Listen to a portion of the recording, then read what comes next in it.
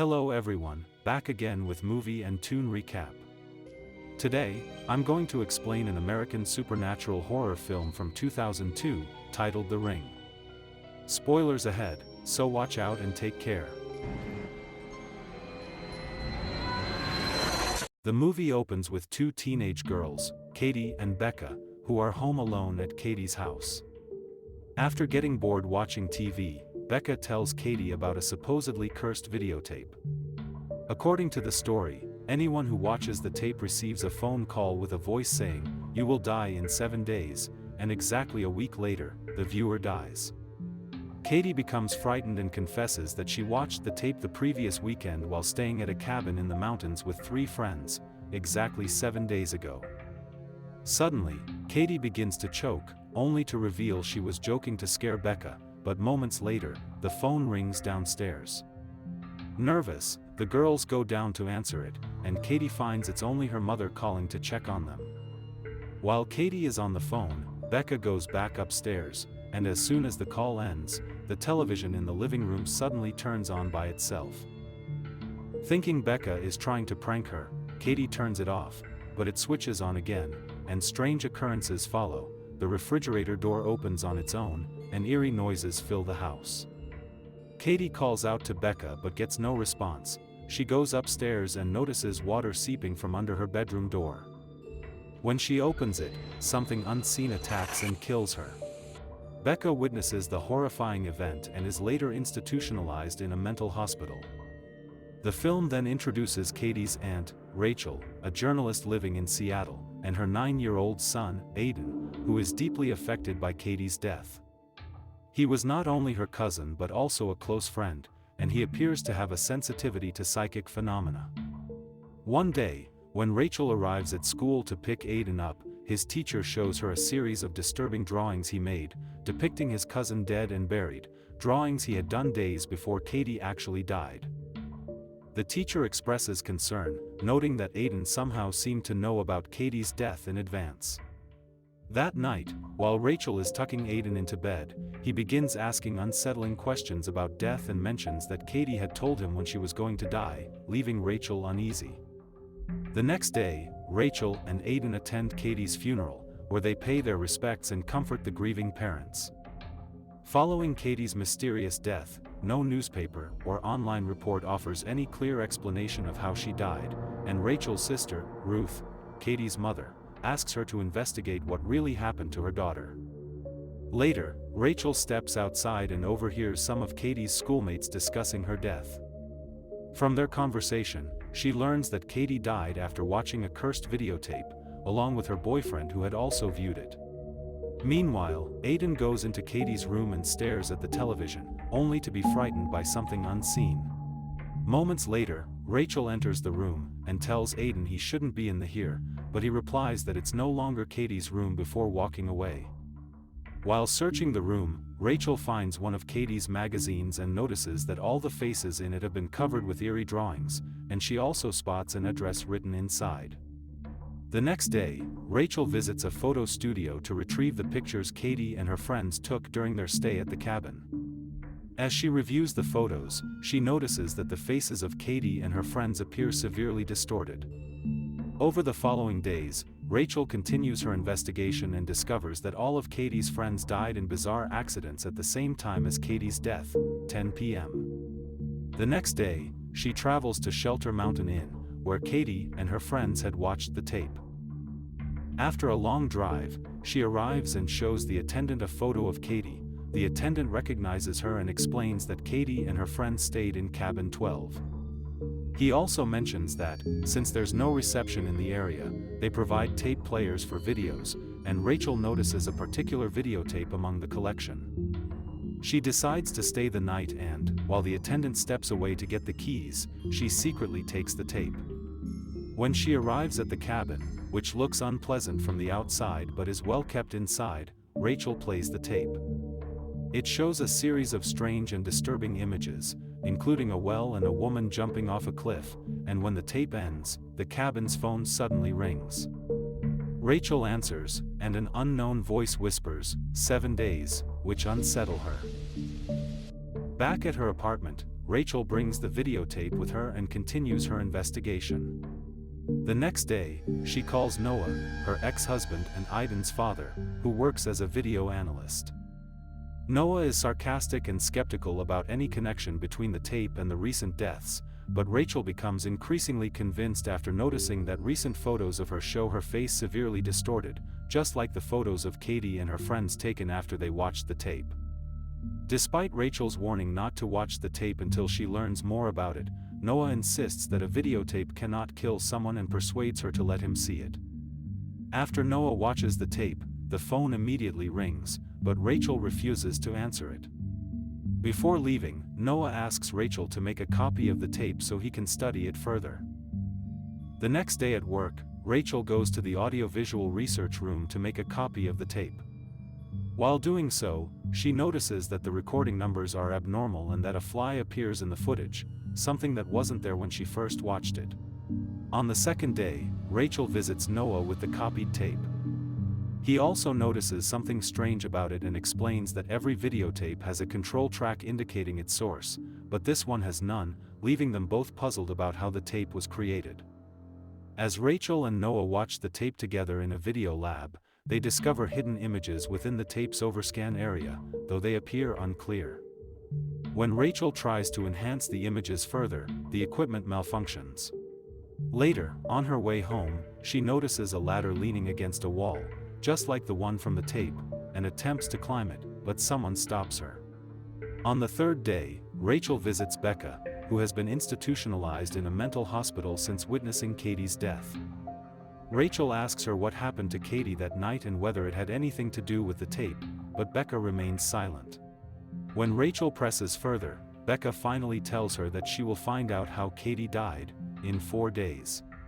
The next day at work, Rachel continues her investigation.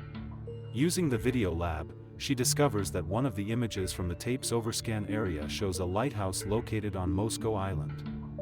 She also learns that the overscan contains no time code, suggesting that the tape was not made with any standard electronic equipment. After viewing the tape again, Rachel begins to experience nosebleeds and surreal occurrences.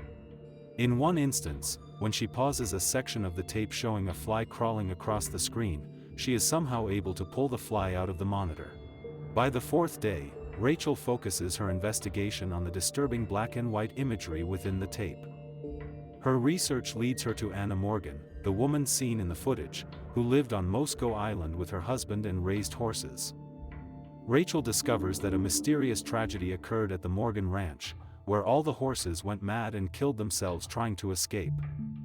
The event left Anna deeply depressed, and after being admitted to a mental institution, she eventually took her own life. On the fifth day, Noah visits a convenience store to buy some items, and the cashier suddenly tells him that he is going to die, leaving him confused. Horrified, Noah notices that his face appears blurry on the store's security camera, prompting him to leave immediately. Meanwhile, at home, Rachel calls her sister, Ruth, asking if she can watch Aiden for 2 days while she travels out of the country for a story. During the call, Rachel begins coughing and, to her shock, pulls something out of her mouth. When she tries to continue the conversation, she notices water leaking from the telephone, followed by a strange noise coming from Aiden's room. She rushes to check, only to find a little girl sitting on a chair, before realizing it was just a nightmare.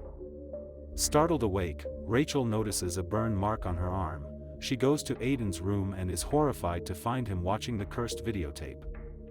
Furious, she scolds him, and just then, the phone rings. However, it turns out to be Noah, calling to tell her he now believes her about the tape. As he speaks, a pile of newly developed photographs shows his face distorted in every image, and Rachel informs him that Aiden has also watched the tape, worsening the situation. Rachel and Noah take Aiden to stay with Ruth, and while there, Rachel checks Katie's room again and discovers strange drawings, possibly reflecting what Katie saw before her death. She takes the drawings, and together she and Noah set out for Moscow Island as Rachel explains her research to him. Since Rachel doesn't have much time, she decides to go to the island alone and asks Noah to visit the hospital where Anna was admitted before her death to learn more about her. Before they part ways, Noah gives Rachel a drawing made by Aidan. While on the ferry to the island, Rachel continues reading an article about Anna and discovers that she had a daughter. On the ship, Rachel approaches a horse, but the animal suddenly becomes agitated, sensing something strange about her. She tries to calm it down, but her efforts fail, and the horse breaks free from its restraint and runs wildly across the deck. The crew attempts to stop it, but it's as if something unseen is controlling the animal. Moments later, the horse leaps into the sea, and to everyone's horror, it is killed by the ship's propeller. Meanwhile, Noah visits the hospital where Anna was once admitted and asks for her records, but the staff refuse to release them since he is not a relative. Noah manages to trick one of the orderlies into revealing the location of the records room. He then sneaks into the basement and successfully finds Anna's medical files, and at the same time, Rachel arrives on Moscow Island and visits the Morgan residence. After knocking several times and receiving no answer, she realizes that the house she saw in the cursed videotape is indeed the Morgans' home. While walking around the property, she finally encounters Richard Morgan. Rachel explains the reason for her visit, and believing she is there to talk about the accident with his horse, Richard invites her into his home. Inside, Rachel notices that everything she saw in the cursed videotape seems to come from the Morgans' house. She tries to ask Richard about the tape, but he grows uneasy and refuses to discuss it. When Rachel brings up his daughter, Richard becomes angry and orders her to leave. Outside, Rachel looks at the drawing Aidan made and realizes it depicts the Morgans' house. She calls her son, who is busy drawing circles on sheets of carbon paper, and when Aidan answers, Rachel asks how he knew about the house. Aidan replies that a little girl told him to draw it and mentions that the girl doesn't like the barn anymore and now stays in dark places. At the Gale Psychiatric Hospital, Noah finds Anna's records and learns that there was a video of her daughter, Samara. He approaches the orderly in charge and asks to see the video, claiming to be Richard Morgan. When the orderly checks, he discovers the videotape is missing and notes that it was last taken by Richard himself. Meanwhile on the island, Rachel visits the local doctor to learn more about the Morgan family. The elderly doctor explains that Anna desperately wanted a child but suffered 4 consecutive miscarriages. One winter, the couple left the island and returned with a little girl named Samara, whom they had adopted. Over time, Anna began experiencing disturbing visions that only occurred when Samara was nearby, leading her to send both herself and Samara to a mental institution on the mainland. That night, Rachel returns to the Morgans' house, and finding no one home, she sneaks inside and begins to explore.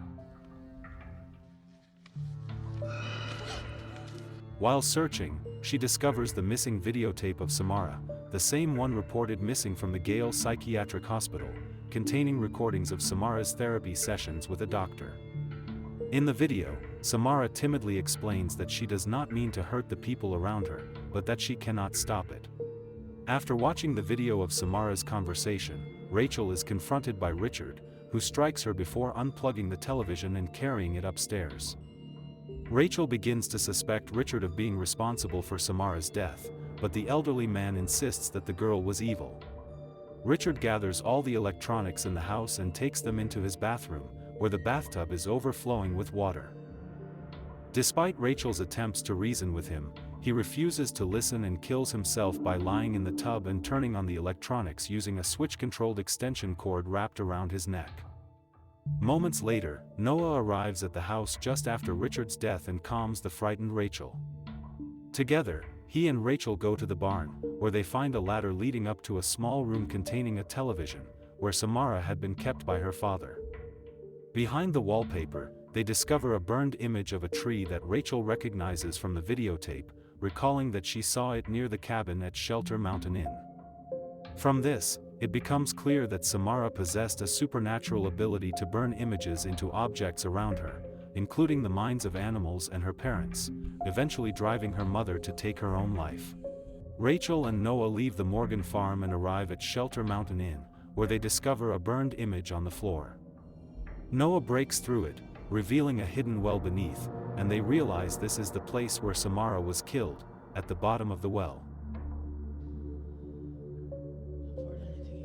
Suddenly, the television turns on by itself, and water begins to pour out of it, and a violent surge from the falling TV, seemingly caused by Samara, sends Rachel crashing into the well, trapping her inside.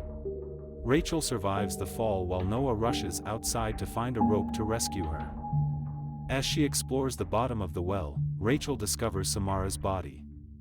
The not yet decomposed remains use Samara's psychic ability to show Rachel what truly happened. Anna Morgan had tried to smother Samara with a garbage bag to stop the chaos caused by her powers, then threw her into the well. However, Samara's eyes opened as she sank, watching her mother seal the well, revealing that she was still alive when she was left there. After she awakens from the vision, Samara's body rapidly decomposes in her arms, and after getting out of the well, Rachel reports the discovery to the authorities. The girl is later given a proper burial, seemingly allowing her spirit to rest. Later, Noah asks Rachel how long someone could survive trapped in a well, and she replies that it could be 7 days. At this point, it seems that everything is finally back to normal, and Rachel tells Aiden that they will no longer be troubled by Samara. However, Aiden becomes worried and tells her that Samara's spirit has been released, showing her the bruises on his arm, marks given by Samara in a nightmare that Rachel also experienced. Meanwhile, Noah is in his apartment reviewing some film prints when his television suddenly turns on to static, just as it did for Katie before her death. He turns it off, but the TV switches back on by itself, startling him. Moments later, an image of a well appears on the screen, and a long-haired girl, Samara, emerges from it, slowly walking toward the screen. Noah watches in horror as Samara crawls out of the television and into his apartment. Terrified, he stumbles backward, knocking over a shelf and crawling away, but when he turns around, Samara is right in front of him. She stares directly at him, causing his death.